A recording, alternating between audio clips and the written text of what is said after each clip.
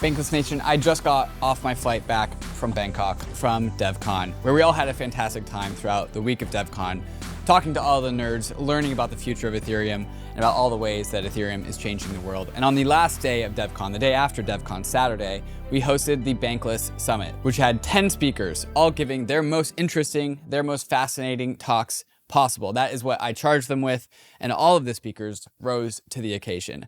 We recorded all of those talks, and we are going to be releasing those talks on the Bankless podcast feed and on the YouTube slowly over the next few weeks. You are about to go hear Justin Drake's talk, which was a reflection of his talk at Devcon, the Beamchain talk, adding in some additional much needed context that I think he wished he had introduced the first time when he introduced the Beamchain at Devcon, along with many other facets of the Ethereum roadmap.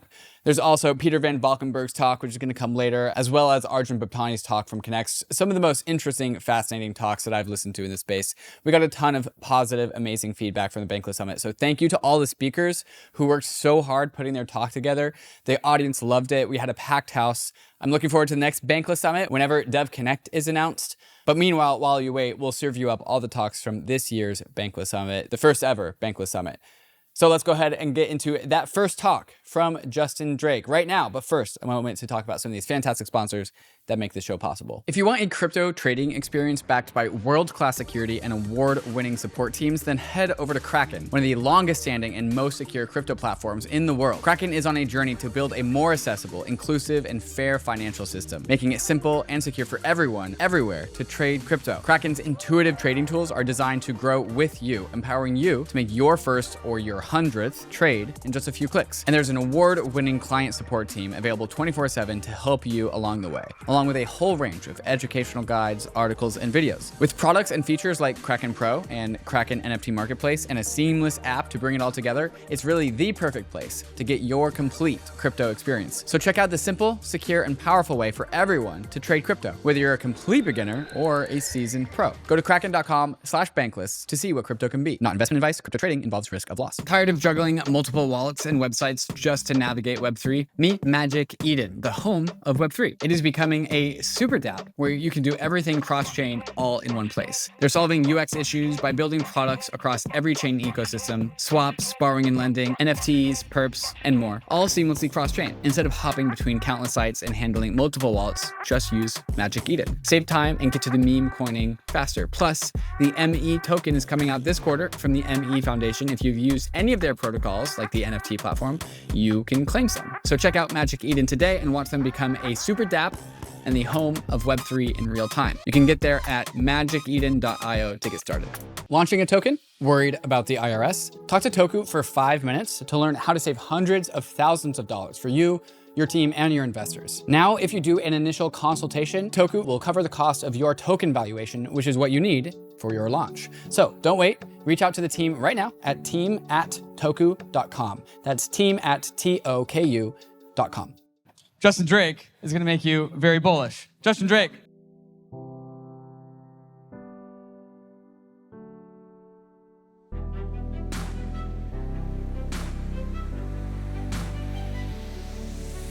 Yeah, so I'm being sandwiched by Eric and Max, front run by Eric, and then back run by Max. Let's see how it goes. So I'd like to share some takes about the roadmap. And just as a point of disclaimer, these are my takes. These are not official EF or roadmap takes or anything like that. So one of the things that, as a researcher, is getting me really, really excited is that I think we can take what is possibly humanity's most ambitious distributed systems roadmap and complete the whole thing within the next 5 years. And this is kind of what I wanted to try and communicate to an extent 3 days ago with the Beamchain. And basically what I'm suggesting is that we take the hardest items in the roadmap, those that are very, very difficult to do incrementally in the short term, and kind of batch them in a single fork. And there's been kind of different pieces of feedback. On the one hand, I've had amazingly positive feedback from the devs. And many people emailed the email address. Many people messaged me on Telegram and on Twitter and things like that. And today, I'm kind of very pleased to share kind of somewhat astonishingly, that we have 5 new teams that have signaled interest in building a Beam client. And so from the perspective of devs, I think there's a lot of excitement to participate in this new journey. But one of the things that have happened is that on crypto Twitter, the feedback was much more mixed. In particular, this is possibly like my most hated slide ever. Which is basically saying that it's going to take roughly 4 years from 2025 to 2029 to ship this extremely ambitious fork, and people want things in the next 4 months, not the next 4 years. And basically, I think the attitude of crypto Twitter is that we're going to enter this period of darkness. We have light at the end of the tunnel, but we have a 5-year tunnel, and it's just going to be full darkness during that period of time. And I kind of want to explain that this is not the case. There is not going to be a massive void here between today and 5 years. There's going to be a ton of stuff happening. A ton of stuff happening. Now, Ethereum L1 is made out of 3 sub-layers. So there's the execution layer in purple, the data layer in yellow, and the consensus layer in green. And what I'm going to do is kind of go through them one by one and try and share some of my takes. But I think the key message that I want to share here is that the performance of Ethereum over the next few years is going to increase incrementally, and it's going to be night and day. We're going to improve all the performance metrics that are key to the layer 1.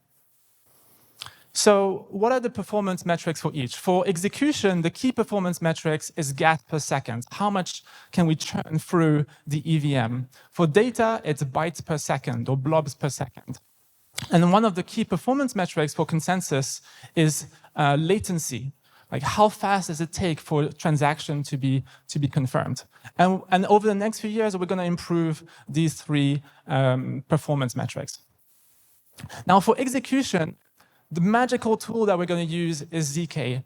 And one of the tweets that kind of reflects this bullishness that I have is from John Gibbas. John Gibbas is one of the co-founders of Succinct behind the SP1 ZK VM.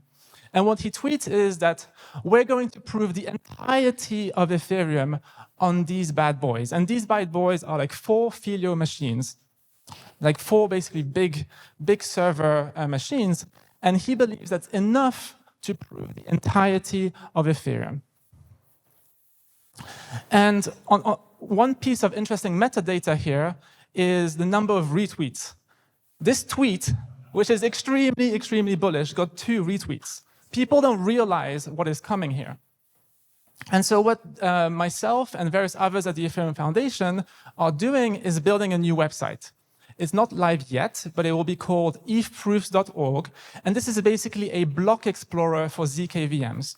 So we're going to invite every single ZK VM vendor to prove L1 EVM blocks, and for each block to provide a proof and disclose how much time it took them to generate the proof and how many cents it cost to generate the proof. And then basically the idea is to show the world that these ZK VMs are good enough for production, and also create a little bit of a friendly competition between the ZK VMs with various leaderboards so that we'll be able to see which ones are the best. And ultimately, what I think will happen is that this is going to kickstart a process where the whole Ethereum chain is going to be ZK proven by many, many different ZK vendors. Now, one of the things I'm excited about snarkifying the entire chain, EVM chain, is that I won't have to run Geth. So I run a validator at home, and I have to run Geth, and I only have 2 terabytes of storage, and it's a massive pain when I have to resync, and it uses too much space, and it might use too much RAM or CPU. Well, very, very soon, I won't have to run Geth at home. I can run basically the ZK version of my execution client, for example, ZK Geth instead. And what that means is that it will consume 0 gigabytes of storage, and it will use 0% of my CPU and 0% of my RAM. It's going to be free to basically run an execution client. And so I think in a couple of years' time, we're going to be in a position, as I said, where running an execution client is going to be optional as a validator. And in order to achieve that, we need the SNOC proving to be fast enough, right? We need the SNOC proofs to arrive to the attesters soon enough that the attesters can confidently vote and know that the chain is indeed valid. And so for that, we're going to need sub-slot ZKVMs. We're going to need ZKVMs where the proof comes within 1 slot, and that means within 12 seconds. And I think that's going to happen by the end of next year. By the way, all of the dates that I say, take it with a grain of salt. All of this is just a tentative Strawman timeline. And then another thing that is going to make this state of affairs really good is actually a proposal by the next speaker, and Dan Robinson, to delay the state roots by 1 slot. So if we delay state roots by 1 slot, then now we have the full slot in order to be able to prove the validity of these state roots. Okay, that's all great. Now, another thing that SNOCs are going to do in the roadmap is kind of reshuffle and maybe pivot the stateless approach. So right now we're on a Verkle approach, and basically I think what's going to happen is that we're going to move towards SNOC-based statelessness. And so one of the cool things that have happened in the last few weeks is basically the devs coming together and saying, hey, maybe we can skip Verkle and go all the way to the end game in one go, which is to use binary Merkle trees. And that has 2 advantages. Advantage number 1 is that it's much more SNOC friendly, and 2 is that it's post-quantum secure. And so all of this is just basically accelerating the roadmap around SNOCification. Now, I promised that we're going to see massive upgrades to the performance metric. And one of the key performance metrics that we have today is the gas limit. 30 million megagas per 30 megagas per block. And I think we're going to grow that 100x within the next few years to 3 gigagas per block. Now, how can we do that safely? One of the key things to realize is that we would need all of the execution clients to be able to keep up with the 3 gigagats. And there's kind of 2 strategies. Strategy number 1 is that you're a home validator and you no longer run Geth. You run the ZK version of your execution client, and verifying a block that consumes 3 megagas or 3 gigagas doesn't matter, because it always takes 1 millisecond to verify the proof. Or the other approach is that if you want to naively re-execute everything, then you're going to need a very beefy computer, and that's something that maybe the big operators can do. The big safety feature that we need to ship first before doing these big 10x gas limit increases is to have something like multi-dimensional EIP 1559. And the reason is that the only thing that we can increase is the gas limit for execution, but we can't have blocks be too big. So we need to have a separate limit for call data, and we can't have the state grow too fast. So we need also a separate limit for state growth. So once we have these 3 different limits, we can have the first 2 stay relatively small and reasonable, and then basically pump the raw execution gas limits. And by raw execution, I mean just things like arithmetic operations, like additions and multiplications and things like that. Now, not only can we scale the EVM horizontally and grow the gas limit by orders of magnitude, we can also scale the EVM horizontally. And the idea here is what I call programmable execution sharding, or another way to say it is programmable native rollup.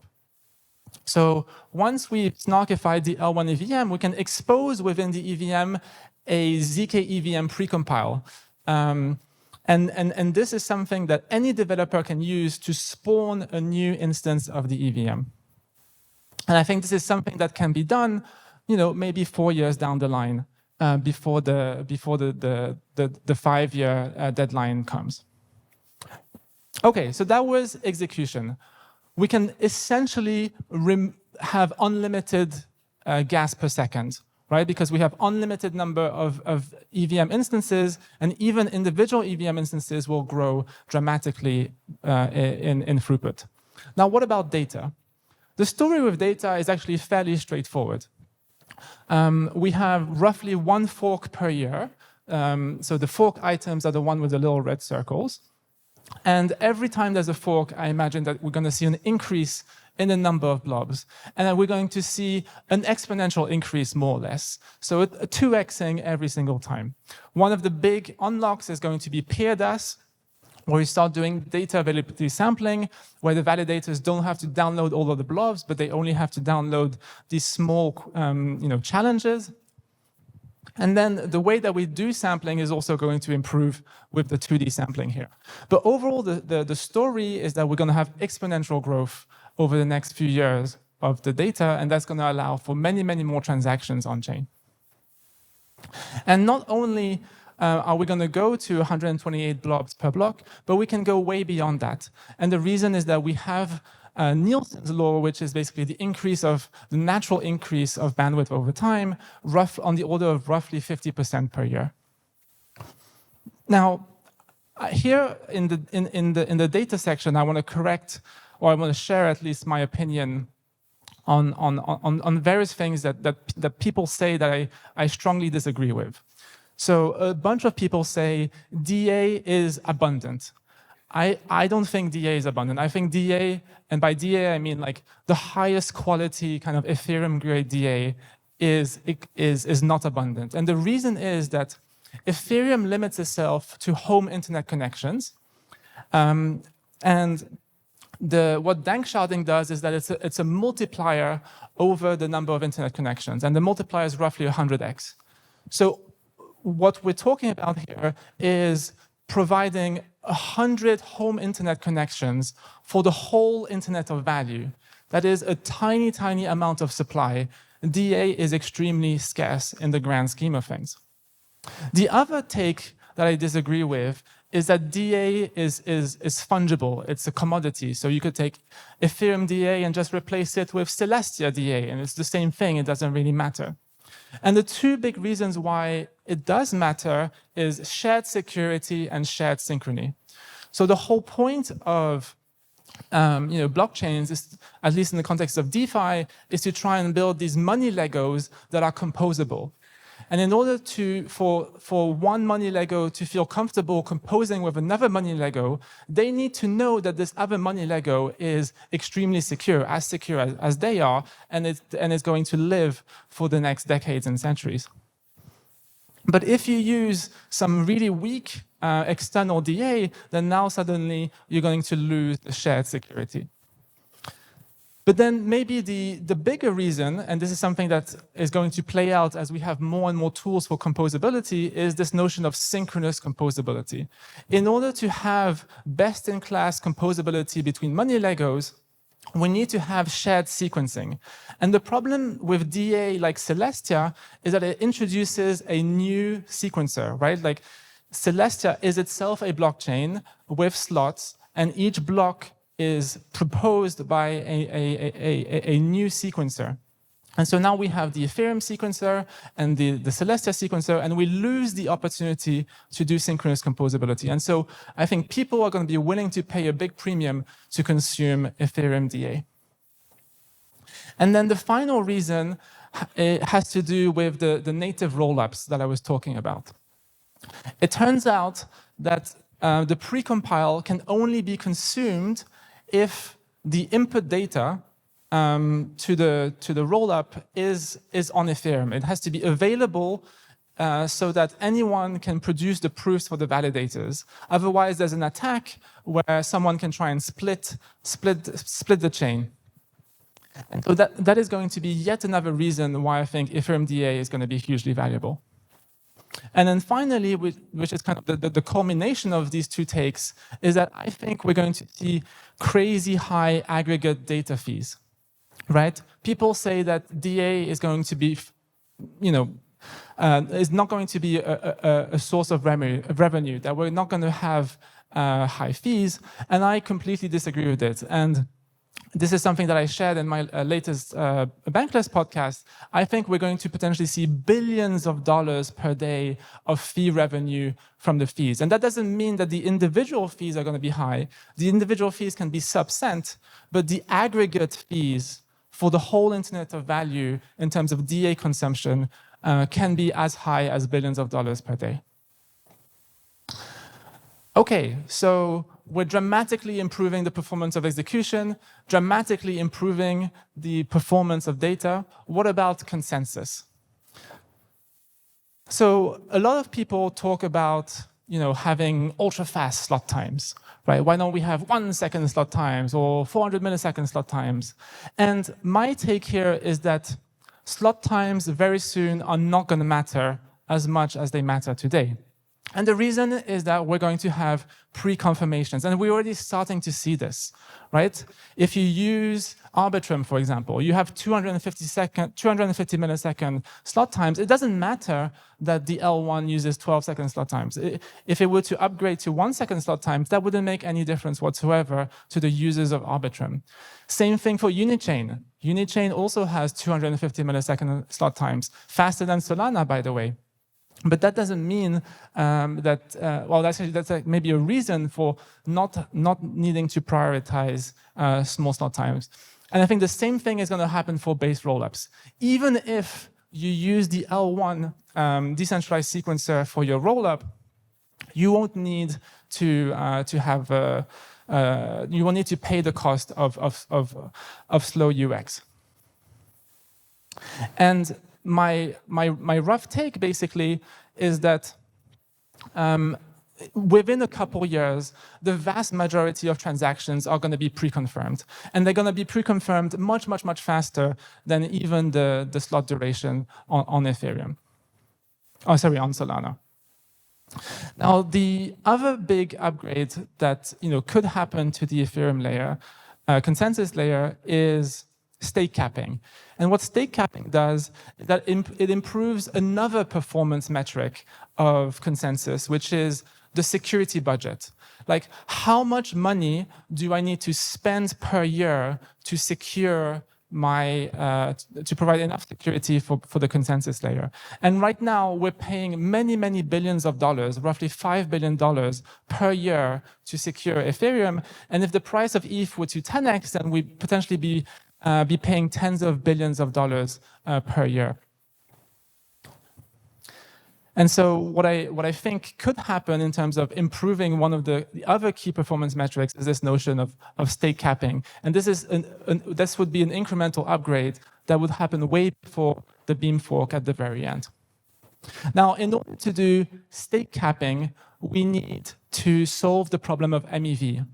And the reason is that if we have low issuance but high MEV, then almost all of the income is going to come from MEV, but the MEV has a problem. It's extremely spiky, it's extremely volatile. And so we need to either smooth the MEV or get rid of the MEV somehow. And this is exactly what attester-proposer separation does.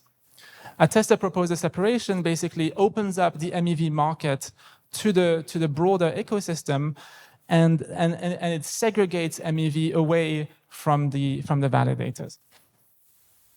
But in order to get APS, we're gonna need inclusion lists. And so you see here, there's a little bit of a dependency. In order to dramatically improve this, we're gonna need this, and to get this, we're gonna need this. And so the good news here is that we already have an EIP for Fossil. It won't go in the next fork because all of the items have been scheduled for the next fork, but I believe it will go in the one after that.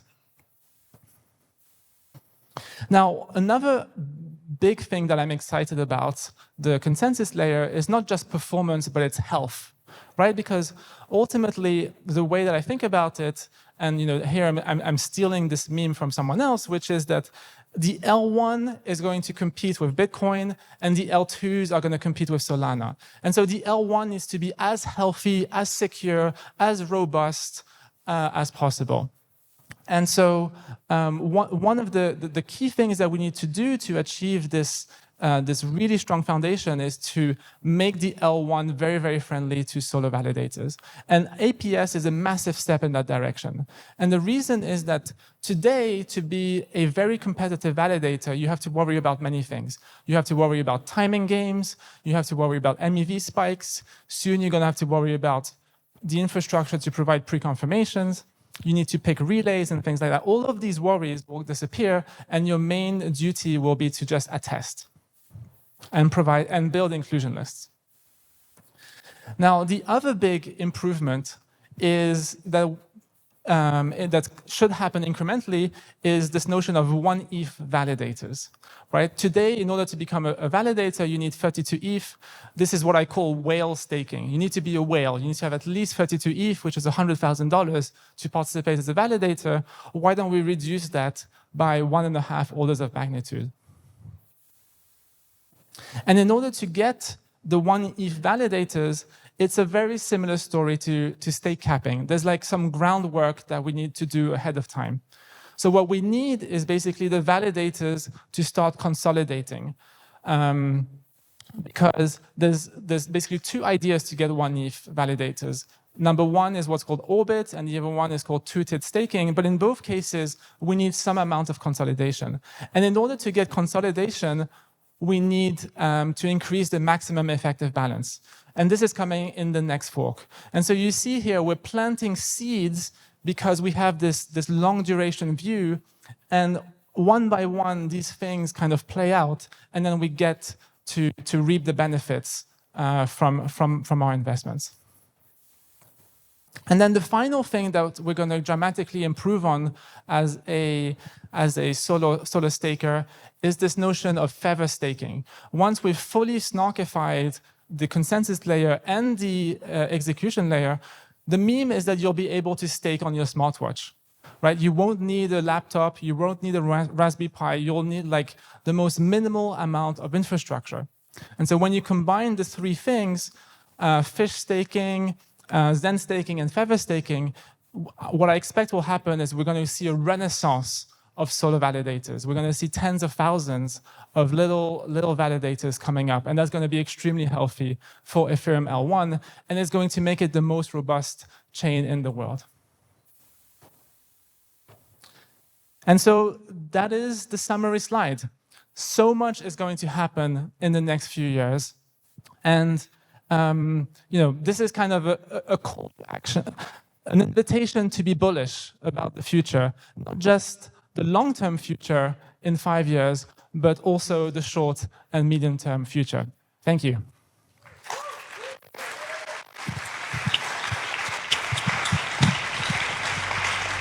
We got time for a couple of questions. Whoever raises their hand first. No questions? One question. Can you talk a little bit about APS, and do you see that being a centralization risk to Ethereum at all? Okay, fantastic question. So, and this is a recurring question, and so I hope that as a community we can try and get through this. So, APS, what it does is that it opens up block building to the broader market of sophisticated actors, and so what we should expect is that the most sophisticated actors will be building the majority of the blocks. And that sounds terrible, but the good news is that actually self-building is going to thrive in that context, and that's thanks to that's thanks to inclusion lists. So with inclusion lists, we have 16 validators at every single slot that are going to be self-building the inclusion lists. And what is an inclusion list? It's basically a list of transactions that have to be included by the sophisticated builder. So we're going to take the 16 inclusion lists, we're going to take the union of them, and that's going to be the transactions that need to go in the next block. And why is that extremely positive? The reason is that I expect the vast majority of transactions that ultimately go on-chain will be included in the inclusion list. And so the shift of mental model that I have is that almost all of the block building, call it 95% of it, is going to happen by the inclusion lists and the validators. And then the builders are just going to do a little bit of polishing at the end. They're going to add maybe one transaction at the very top to do some front running, maybe one transaction at the very bottom to do some back running. They're going to reorder transactions a little bit so that they can extract a bit of MEV, but ultimately the bulk of the building is going to happen in a distributed manner from very unsophisticated and weak builders. And yeah, the meme that I have is that the validators provide the raw material for the blocks, for the inclusion list, and the builders are merely polishers, right? They merely kind of polish things here and there to produce the final block. One last question before we bring Marcus Resnick on. Over there, over there. Here we go. I'm coming. Hello. I wonder if you asked any application developers about feedback for your roadmap, and what was their feedback, and what kind of things you included there that help application developers specifically? Right, good question. I mean, I'm very much in touch with the community through through following crypto Twitter and through coming to conferences and whatnot. And to be fair, I haven't gotten that much negative feedback other than the basically two of them. One is the fragmentation problem, and two is the scalability problem. On the fragmentation point of things, which is basically I guess Eric's talk just before me, I think we have a very good roadmap, and this is something that I've been talking about for all of this year, which is this notion of the united chains of Ethereum that comes from shared sequencing and real-time proving. And in order to achieve Ethereum-wide shared sequencing, my proposed solution is based sequencing and based rollups. And maybe this is an opportunity to have some sort of a debate with Eric or a discussion with him, because I think he's kind of too bearish on the fragmentation issue. I think it's going to be solved in the coming months and years. In terms of the scalability, I guess one of the common complaints is that, on Solana, for example, I can trade meme coins, tens of times per minute, and it's extremely fluid, it's extremely cheap, and I can't really do that on Ethereum. Well, pre-confirmations are going to dramatically improve the UX. It's going to be faster than Solana, and in terms of the fees, this is where increasing the amount of DA comes into play. Now, if the only thing that you're doing is trading meme coins, then you don't even need Ethereum DA. You can just use some very cheap DA like Celestia or EigenDA. And so what I expect will happen is that meme coin trading in 2025 is going to be cheaper than Solana and faster than Solana. And so there is a possibility, if the meme coin builders want to come to Ethereum, to basically migrate in 2025 once we have the infrastructure in place, especially with the pre-confirmations. Round of applause for Justin Drake, everyone. Thank you.